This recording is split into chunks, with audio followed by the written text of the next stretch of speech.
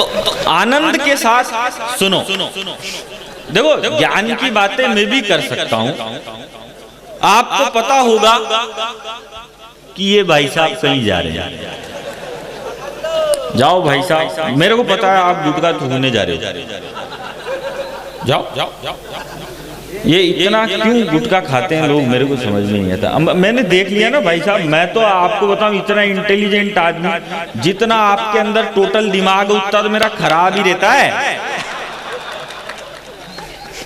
हमारे राजस्थान में भाई साहब गहलोत सरकार ने मिराज बंद कर दी। अब सुबह सुबह फ्रेश ही कैसे हुए हैं? जो काम सुबह 5 बजे होना चाहिए वो रात को 5 बजे तक नहीं हो रहा। क्यों कर रहे हैं ऐसे काम? तो बढ़िया काम करने चाहिए ना यार। गुटखा खाने वाले बेचारे क्या करेंगे? अभी वो गए थूकने, ये एमपी राजस्थान के लोग इतना गुटखा खाते हैं, इतना गुटखा खाते हैं, इनको आप 2 महीने के लिए ताजमहल पे छोड़ दो, भगवान कसम उसको भी ये लाल किला बना के रख देंगे। लेकिन अपने को कोई मतलब नहीं है। हिंदुस्तान का एक जवान जिसका नाम हुआ कुलभूषण जाधव, कुलभूषण जाधव पाकिस्तान की जेल में बंद है। पाकिस्तान की जेल में कैद कुलभूषण जाधव से उनकी पत्नी गई मिलने। जब कुलभूषण जाधव की पत्नी मिलने गई तो पाकिस्तान ने उनको शीशे के जार में मिलवाया। दोनों के बीच में एक शीशा रखा गया, दोनों की मुलाकात करवाई गई। जब मुलाकात करने कुलभूषण जाधव की पत्नी गई तो उन्होंने अपनी जूतियां बाहर खोल दी, और जब जूतियां बाहर खोली और वो वापस मिलके आई तो जूतियां गायब। मतलब पाकिस्तान वालों ने उनकी जूतियां चोर दी। मैं 4 पंक्तियों में बताता हूं कि पाकिस्तान वालों ने कुलभूषण जाधव की पत्नी की जूतियां क्यों चुराई। हिंदुस्तान की नारी की जूतियों की ताकत क्या होती है। आपको लगे कि इस 4 पंक्ति में इस बालक ने बताने की कोशिश की है तो मैं आपका समर्थन चाहता हूं। स्वागत भैया, स्वागत। सुनना अग्रवाल साहब कि भारत ने त्याग किया है, सब बलिदान किया, राम जी के राज को चलाने लगी जूतियां। भारत ने त्याग किया है, सब बलिदान किया, राम जी के राज को चलाने लगी जूतियां।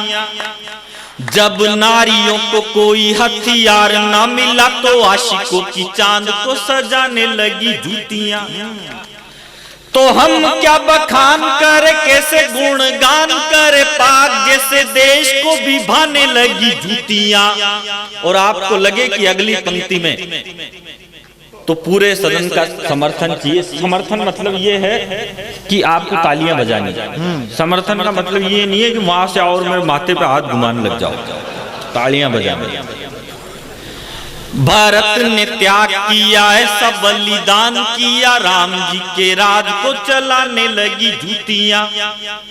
जब नारियों को कोई हथियार ना मिला तो आशिकों की चांद को सजाने लगी जूतियां। तो हम क्या बखान करे, कैसे गुणगान करे, पाक जैसे देश को भी भाने लगी जूतियां। हो शादियों में सालियों का काम था चुराना, पर आजकल साले भी चुराने लगे जूतियां। शादियों में आपकी तालियां थोड़ी कमजोर हो गई। देखो मेरी हालत क्या है भाई साहब, बसंती की तरह। जब तक आपकी तालियां चलती रहेगी अपने भी चलता रहेगा डांस। और जैसे ही आप नहीं बजाओगे तो मेरे क्या जा रहा है, रात की 4 तो बजेगी, मेरे भी घर जाके सोऊंगा। तो बस आपको साथ देने का मेरा जरूरत है। एक कविता मैं आपको सुनाता हूँ इस मुकाम पे, जो मैंने नई लिखी, वरना अग्रवाल साहब आप बोलोगे कि यार पुरानी सुनाई है सारी।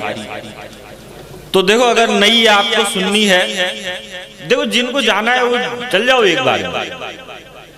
हाँ एक बार में आप खड़े हो जाओ, क्योंकि आप चल जाओगे तो फिर मैं भी क्या करूंगा, मैं भी चल जाऊंगा।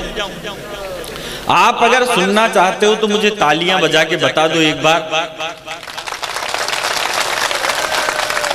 और ये कविता सुननी जरूरी है आप सभी को। ये कविता मैंने एक प्यार करने वाले लड़के की कहानी लिखी है। मैं आपको एक कहानी सुनाना चाहता हूं। एक लड़का लड़की से प्यार करता है। हिंदी कवि सम्मेलनों में इस तरह की कविताएं सुनाई भी नहीं जाती।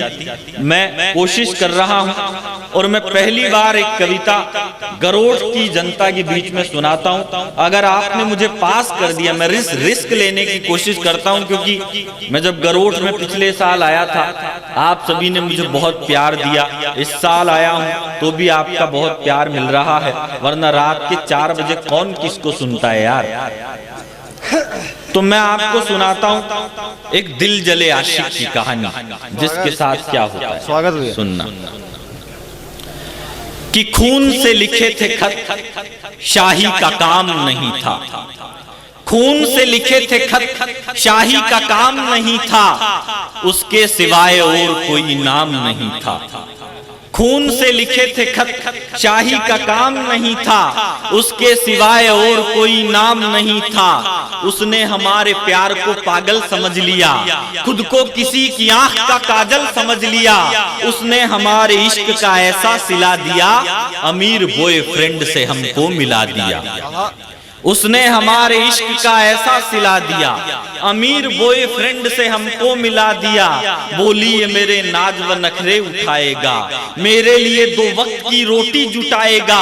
मम्मी भी तुमसे शादी को तैयार नहीं है, ये मिलन मेरे डैड को स्वीकार नहीं है। भैया से भी तुम्हारी राम राम नहीं है, कहते हैं उसके पास कोई काम नहीं है। भैया से भी तुम्हारी राम राम नहीं है, कहते हैं उसके पास कोई काम नहीं है। उन पत्थरों के बोझ को सह कर के आ गए, उसको वहीं पे बेवफा कह कर के आ गए। फिर यूं हुआ कि कहर की वो रात आ गई, दहलीज पे उसके कोई बारात आ गई। अब सोच लिया उस पे एतबार क्यों करूं, मैं फिर से किसी बेवफा से प्यार क्यों करूं।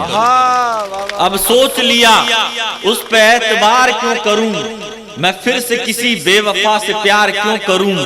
उसके सिवाय कोई भी परछाई नहीं थी, मेरी थी मेरी जान पराई भी नहीं थी। उसके सिवाय कोई भी, जब तक सारे नहीं उठ के जाओगे तब तक सुनाऊंगा मैं। मेरे सामने अगर 4 भी बैठे रहे तो मैं भी सुनाता रहूंगा। हंसाने में तो मैं आपको बहुत देर तक हंसा लूंगा, मेरे पास है, लेकिन पहले ये सुनोगे तो हंसाऊंगा।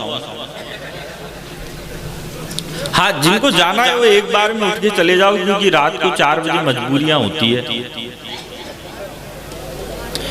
और जो सुनना चाहते हो अब एक काम करो, आप सब भी खड़े हो जाओ और थोड़ा मेरे नजदीक आ जाओ, तो मैं आपको सुनाता हूं। और बैठे हो तो बैठे बैठे सुन लो। उसके सिवाय कोई भी परछाई नहीं थी, मेरी थी मेरी जान पराई भी नहीं थी। जिसके लिए टिफिन में हम रखते थे चॉकलेट, जिसके लिए टिफिन में हम रखते थे चॉकलेट, होते थे इंतजार में ट्यूशन से रोज लेट। उसके लिए तो खुद के पिताजी से भिड़ गए, आया था जो भी बीच में उसी से लड़ गए। छेड़ा मवाली ने तो बचाने भी गए थे, इतना लड़े कि प्यार में थाने भी गए थे। छेड़ा मवाली ने तो बचाने भी गए थे, इतना लड़े कि प्यार में थाने भी गए थे। लेकिन ये सिला मिला तो हैरान हो गए, चंबल में कूदने को परेशान हो गए। जुल्फों में ऐसे उलझे कि कायर से बन गए, खुद को संभाल आज हम शायर से बन गए। जुल्फों में ऐसे उलझे कि कायर से बन गए, खुद को संभाल आज हम शायर से बन गए। मैं खुद पे यार जुल्म बार बार क्यों करूं, मैं फिर से किसी बेवफा से प्यार क्यों करूं। मैं खुद पे यार जुल्म बार बार क्यों करूं, मैं फिर से किसी बेवफा से प्यार क्यों करूं। जाहिल था मैं, माँ बाप की सेवा न कर सका, मैं उनके दिए प्यार की इज्जत न कर सका। मैं भाई की पढ़ाई में भी कुछ न कर सका, मैं बहन की विदाई में भी कुछ न कर सका। तो क्या करने की सोची उसने। मैं अंतिम 4 पंक्तियां आपको सुनाता हूं। उसने क्या डिसाइड किया कि मुझे क्या करना चाहिए अब जीवन में। जाहिल था मैं माँ बाप की सेवा न कर सका, मैं उनके दिए प्यार की इज्जत न कर सका, मैं भाई की पढ़ाई में भी कुछ न कर सका, मैं बहन की विदाई में भी कुछ न कर सका, माँ भारती के कर्ज की किस्तें चुकाऊंगा, भारत से करो इश्क यही गीत गाऊंगा, अब सोच लिया ना कभी सनम पे मरूंगा, देनी है मुझे जान तो वतन पे मरूंगा। अब सोच लिया ना कभी सनम पे मरूंगा, देनी है मुझे जान तो वतन पे मरूंगा, मैं दुश्मनों की गोलियों पे मुस्कुराऊंगा, लपेट तिरंगा बदन पे लौट आऊंगा, मैं चाहता हूं दुश्मनों को मार कर मरूं, मैं फिर से किसी बेवफा से प्यार क्यों करूं, मैं फिर से किसी बेवफा से प्यार क्यों करूं। बहुत बहुत धन्यवाद। 5-7 मिनट कुछ हंसा दो, अच्छा समापन करो। ये हाँ यार, मैं तो सुना दूंगा आपको, थोड़ा आप बैठे हो ना यार, लेकिन अपने वाला सुना दो थोड़ा 5-7 मिनट। सुनाएंगे यार, तो आप चिंता ही कर रहे हो। हाँ, जिसको जाना है वो चल जाओ ना, मेरे क्या फर्क पड़ रहा है, लेकिन आप जितने बैठे हो ना उतना तो मेरा साथ दो।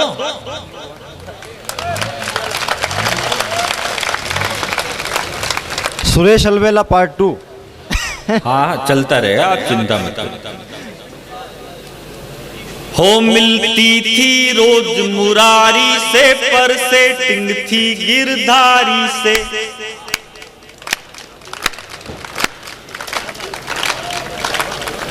खर्चा राजू से लेती थी, शर्माती थी बनवारी से, मिलती थी रोज, फिर प्यार में डूब के मरने को पानी भर चुल्लू मिला मुझे, उसकी शादी हो गई और बाबा जी का ठुल्लू मिला मुझे।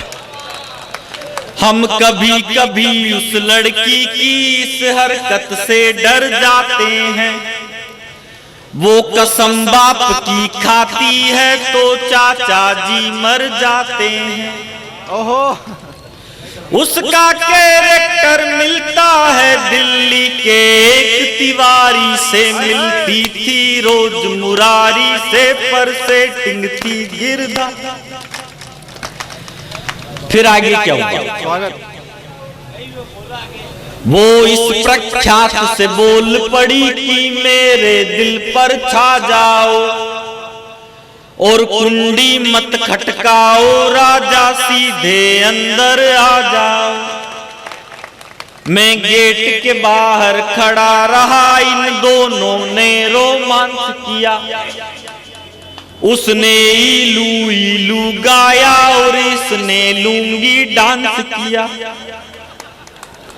दोनों ने मिलकर सूरत मेरी कर दी एक भिखारी से, मिलती थी रोज मुरारी से, पर सेटिंग। देखो इस देश की तकलीफ, ये जो लोग बताते हैं ना कि पाकिस्तान ने ये किया, ये देश की तकलीफ नहीं है, हिंदुस्तान की तकलीफ तो हिंदुस्तान में ही है। जब याकूब मेनन को फांसी हुई तो ये देश का मीडिया बोले याकूब मेनन को गलत फांसी पे लटका दिया, याकूब मेनन के साथ अन्याय हुआ। याकूब मेनन जब फांसी पे लटक रहा था तो उसको अंतिम समय में उसकी 17 साल की बेटी से नहीं मिलने दिया गया। ये बहुत दुखद बात है। ये कौन बोला? ये देश का मीडिया बोला। तो फिर उसके बाद मैं बोला, मैंने कहा एक बात बताओ रे चोटों, जो आदमी 22 साल से जेल में बंद है, उसके 17 साल की बेटी हो, उससे भी दुखद बात है। हर कौन सी वेबसाइट से डाउनलोड करते हो यार? हमारे यहाँ की दिक्कत यह है कि हमारे यहाँ बेरोजगारी क्यों है? हम लोग कह देते हैं बोला हम चाइना से आगे निकल गए, हमने चाइना को डोकलाम में पीछे खदेड़ दिया। ये फालतू की बात। सही बात यह कि हम चाइना से अभी पीछे हैं, और उसका कारण यह है कि चाइना में क्या है, 5वीं पास आदमी घड़ी बनाता है, कैलकुलेटर बनाता है, मोबाइल बनाता है, और हिंदुस्तान में इतना कंफ्यूज कर रखा है। हम पढ़ाई करो तो पढ़ाई में ये आता है, ये प्रथम चंद्रगुप्त मौर्य थे, इन्होंने इस ईस्वी में युद्ध लड़ा। ये द्वितीय चंद्रगुप्त मौर्य थे, इन्होंने इस ईस्वी में युद्ध लड़ा। ये तृतीय चंद्रगुप्त मौर्य थे, इन्होंने इस ईस्वी में युद्ध लड़ा। ये चतुर्थ चंद्रगुप्त मौर्य थे, इन्होंने बिंबिसार से युद्ध लड़ा। मेरे आज दिन तक समझ में यही नहीं आया यार, ये चाणक्य के साथ लड़ा था, वो वाला चंद्रगुप्त मौर्य कौन सा था? हमको इतना कंफ्यूज कर रखा है। अरे आपको इतिहास पढ़ाना है, आप महाराणा प्रताप पढ़ाओ, आप झांसी की रानी पढ़ाओ, आप पृथ्वीराज चौहान पढ़ाओ, आप गोरा बादल पढ़ाओ, पर इतना कंफ्यूज क्यों कर रहे हो कि लोगों के समझ में ही नहीं आ रहा। हिंदुस्तान को अब ये पढ़ाना बंद करो कि हम गुलाम कैसे हुए, अब देश को ये पढ़ाना शुरू करो कि हिंदुस्तान हजारों सालों तक आजाद कैसे रहे। कि जब मुगलों के शासन में घटाएं काली छाई थी, याद करो राणा प्रताप ने घास की रोटी खाई थी। जब मुगलों के शासन में घटाएं काली छाई थी, याद करो राणा प्रताप ने घास की रोटी खाई थी। एक अकेले सैनिक ने जब दुश्मन को ललकारा था, ऊधम सिंह ने लंदन में जाकर डायर को मारा था। अरे धन्य है वो भरत जिसने सिंह का जबड़ा उखाड़ कर रख दिया, और शब्द भेदी कला में दक्ष पृथ्वीराज चौहान ने मोहम्मद गोरी का वक्ष फाड़ कर रख दिया।